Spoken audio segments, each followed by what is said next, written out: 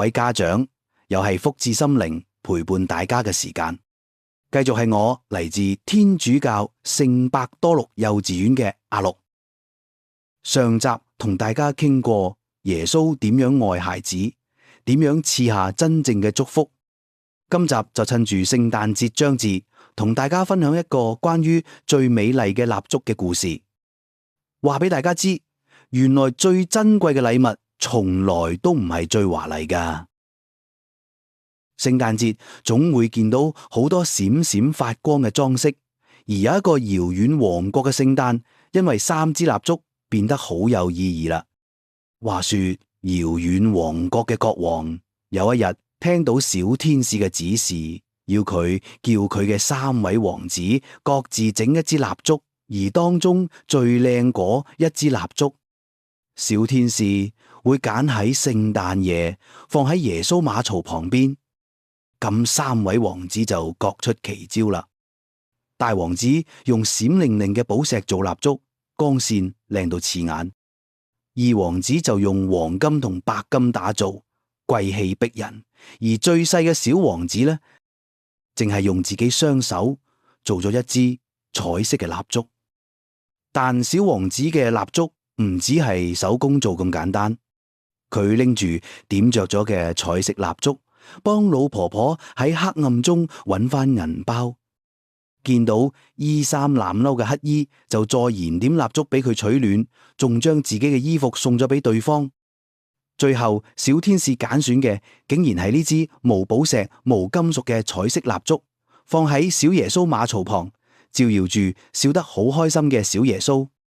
大家聽完呢個故事，有冇諗起聖誕節？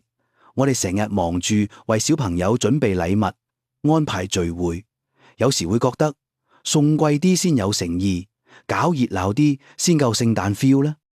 但小王子嘅故事話我哋知，最美麗嘅蠟燭原來係嚟自內心嘅愛同埋付出，就好似馬竇福音25章40節耶穌講嘅：凡你哋對我呢啲最小兄弟中嘅一個所做嘅，就係對我做嘅。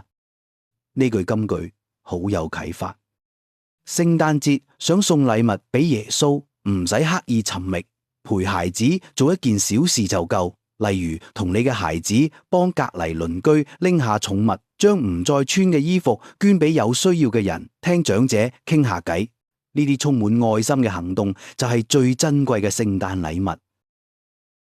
阿祿今日又同大家分享3個簡單嘅家庭實踐方法，今個聖誕就可以試下。第一，同小朋友一齊整理舊玩具、舊書，捐俾慈善機構，話俾佢哋知分享會帶來快樂。第二，每晚睡前一齊回想今日幫過邊個，或者被邊個幫過，讓愛心成為家庭嘅小習慣。第三，將呢個福至心靈系列同你嘅親友同鄰居分享，讓呢份福氣傳到俾更多嘅人。不如而家我哋一齊祈禱，仁慈嘅天主，感謝你透過小王子嘅故事提醒我哋，愛是最寶貴嘅禮物。